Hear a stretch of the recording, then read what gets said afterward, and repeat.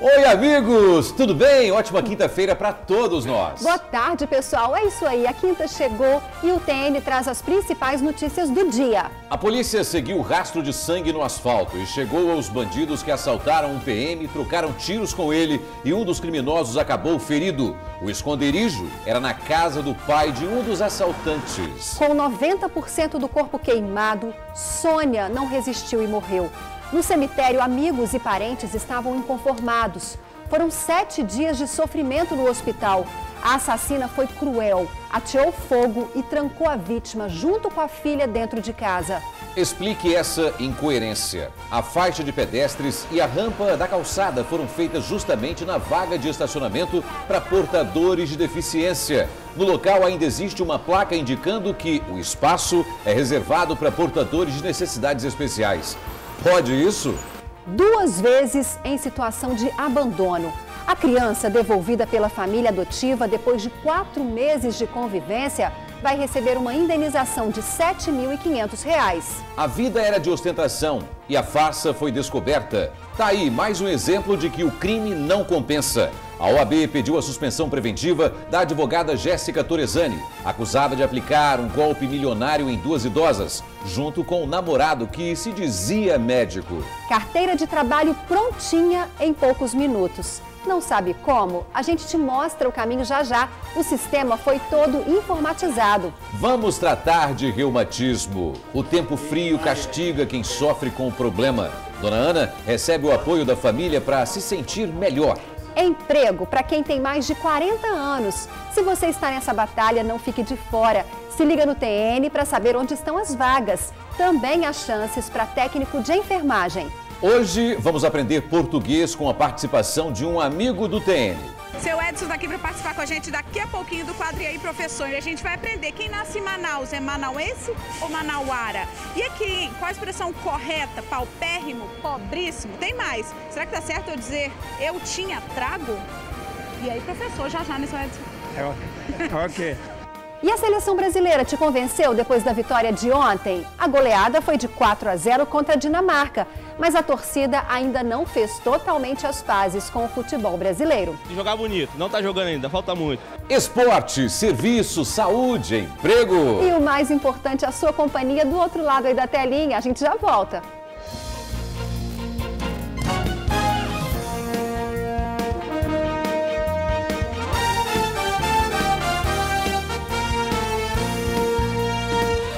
E nós já estamos de volta. Muito obrigado sempre pela sua audiência, ok? Eles assaltaram um policial militar e trocaram tiros com ele. Um dos criminosos acabou ferido no braço e mesmo assim fugiu com o comparsa. Mas a fuga não deu certo. A polícia foi atrás, encontrou marcas de sangue pelo caminho e localizou os bandidos. Um deles estava escondido na casa do pai. William Santos Ferreira, de 23 anos, e Vitor da Silva Terra, de 22, foram presos pouco depois do assalto. Segundo a Polícia Militar, William estava no carro que usou para cometer o crime. Tinha marcas de sangue nas roupas e estava nervoso. Ali em Nova Cobilândia, no bairro aqui atrás, vimos o veículo. O William estava dentro do carro. Olhamos tudo o carro, vimos que tinha marca de sangue, chamamos o apoio. Ainda segundo a PM, o carro estava parado nesta rua em Nova Cobilândia, Vila Velha. Vitor foi localizado pelos PMs graças às marcas de sangue no asfalto. Ele tinha levado um tiro no braço, estava em uma residência nesta outra rua. A casa era do pai de William. Na hora, todos eles negam, né? Mas ele assumiu toda a ação.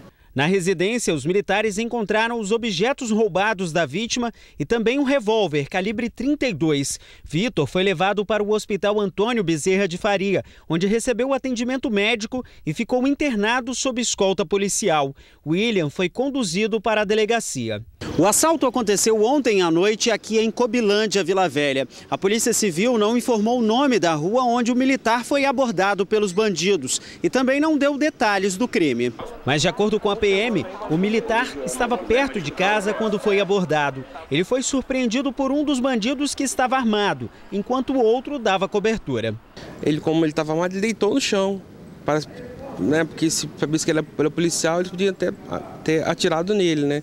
E ao dar voz de prisão eles tentaram tirar ainda nele também. Os criminosos só foram localizados rapidamente porque a vítima veio até este posto da PM e pediu ajuda. William assumiu ser dono da arma. O carro seria de Vitor, que trabalhava como mecânico. Segundo a PM, ambos já têm registro criminal.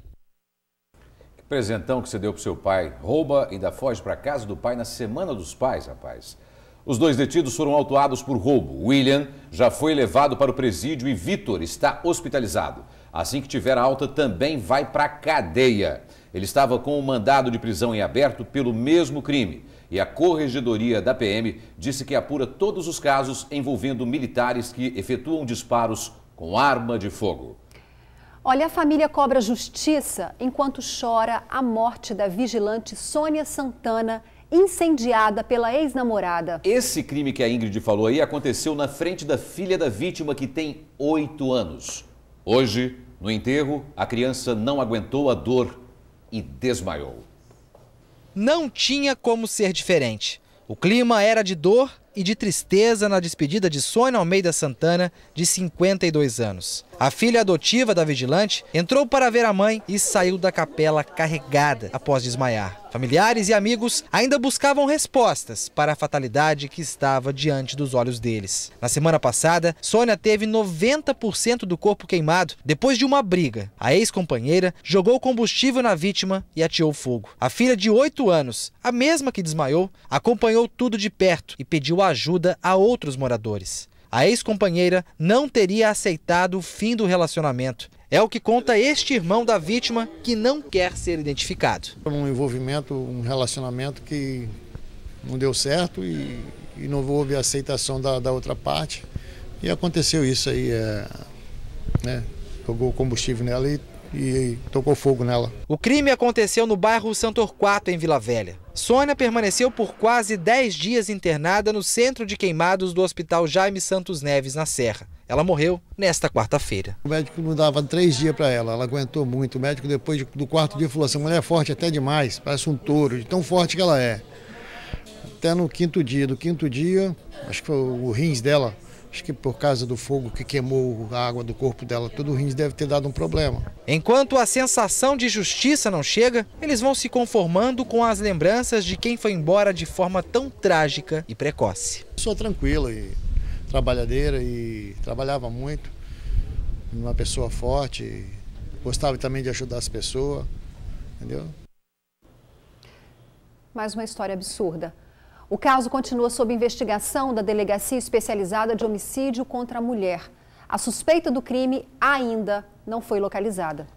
Agora, pessoal, vamos falar de um problema de sinalização que está complicando a vida da Márcia e de outros deficientes físicos, isso lá em Porto de Santana, Cariacica. Quando ela precisa fazer tratamento ou ir ao médico de carro, encontra dificuldade para estacionar.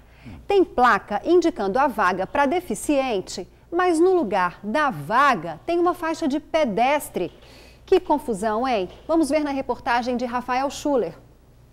Na pracinha de Porto Santana, em Cariacica, a placa diz: vaga reservada para deficiente físico. Mas na área da vaga tem uma faixa de pedestre. Aí surge a dúvida: parar mesmo assim porque a placa está indicando, ou não parar porque estacionar em cima da faixa de pedestre gera multa? Pelo sim, pelo não, a Márcia prefere não arriscar. Esta costureira tem no carro o cartão de deficiente físico desde 2011, quando um problema de coluna impediu que ela conseguisse ficar em pé por mais de 10 minutos. Porém, depois que mudou a sinalização, ficou impossível estacionar ali para ir à farmácia ou a um laboratório. Eu sempre paro aqui para fazer exame de glicose. Quando nós chegamos ali, eu tomei um susto. Além da vaga, a faixa de pedestre também complicou o ponto de ônibus do outro lado da rua. Quando o coletivo encosta para pegar os passageiros, quem está atravessando dá de cara com a lateral do ônibus. No caso, essa legislação, eu acredito que a faixa de pedestre pode ser excluída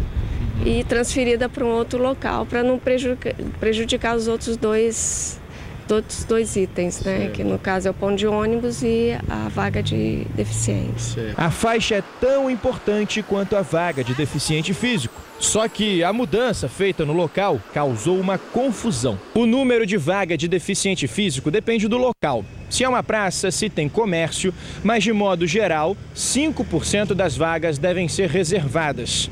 Aqui na região da pracinha de Porto Santana só tem uma, ou melhor, só tinha uma. Dá até para ver aqui no chão a marca de onde ela era. Só que com a pintura da faixa de pedestre, a vaga simplesmente não existe mais. Esta arquiteta e urbanista avaliou a sinalização na área e, para ela, fizeram a mudança sem analisar de forma correta. Ali, no caso, o traçado, né, que inclui tanto uma vaga para deficiente, quanto um ponto de ônibus do outro lado da rua, quanto uma faixa de pedestres, teria que se retirar uma desses itens para que atendesse a todas as pessoas. O tempo passa e podem surgir necessidades de adaptar o ambiente, mas para isso deve ser respeitado um processo de planejamento. Às vezes uma região, por exemplo, cresce mais, tem áreas comerciais, então isso demanda vagas para deficientes, como é exigido pela legislação, né?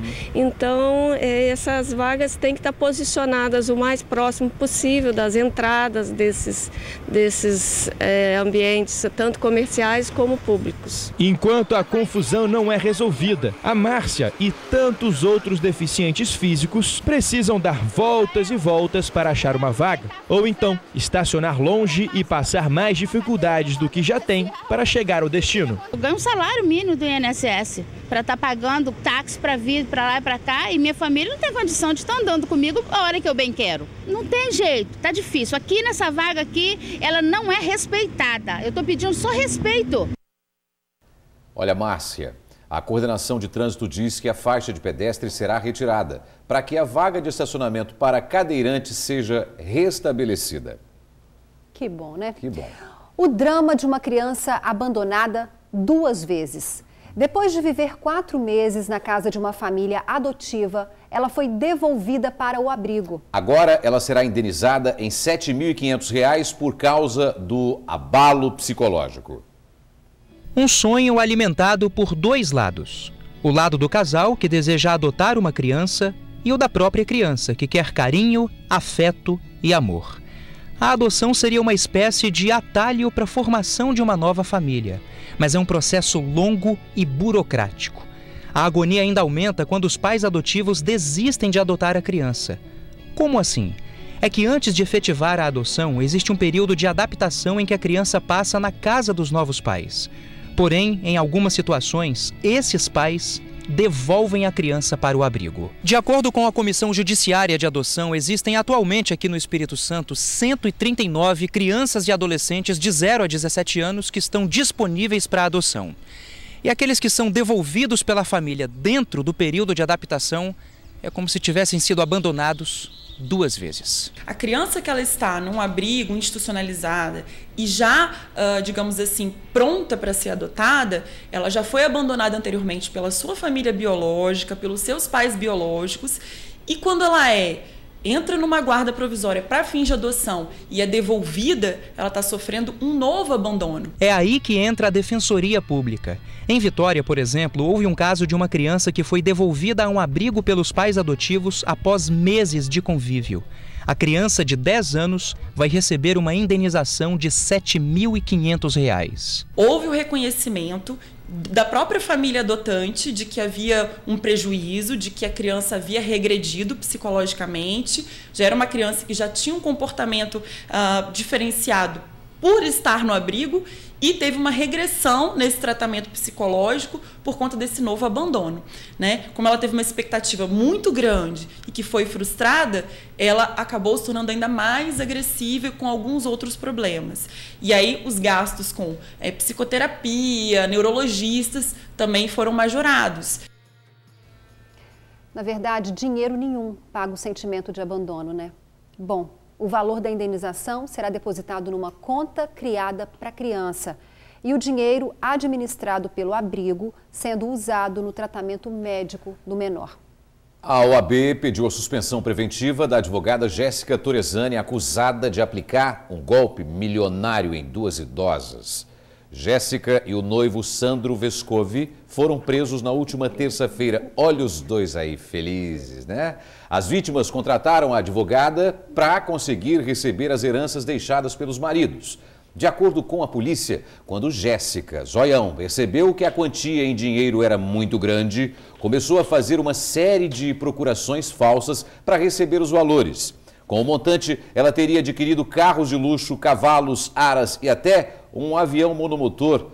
O presidente da OAB no estado, Homero Mafra, afirmou que o objetivo do pedido de suspensão é apurar uma eventual infração ética de Jéssica. Ela e o namorado estão detidos no presídio de Viana. Você já passou dos 40 anos e continua batalhando uma vaga no mercado de trabalho? Chegou a sua hora. Há chances para executivo de vendas, programador de sistema, secretária executiva e advogado. Cadastro no site rhopen.com.br. Operação da polícia prende médica e servidora pública suspeita de envolvimento em fraudes contratuais na área da saúde. Olha, as investigações foram solicitadas pela Secretaria de Estado da Saúde. Ao todo, são cumpridos um mandado de prisão, 4 de condução coercitiva e 10 de busca e apreensão. O alvo da operação, Alquimia, fase 1, é uma empresa suspeita de cometer crimes contra a administração pública. A reportagem completa mesmo, você confere logo mais com o George Bitt. Aonde? No Tribuna Notícias, 2ª edição. Perde não, tá? Esse tempo friozinho agrada muita gente, né?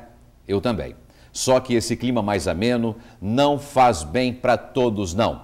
Quem convive com o reumatismo, por exemplo, reclama muito em períodos de baixa temperatura. Pois é, Torino, é que as dores aumentam em épocas frias. E aí fica mais difícil se movimentar e fazer as atividades simples do dia a dia. Os médicos dizem que a pessoa deve buscar tratamento logo nos primeiros sintomas. Fala, doutor.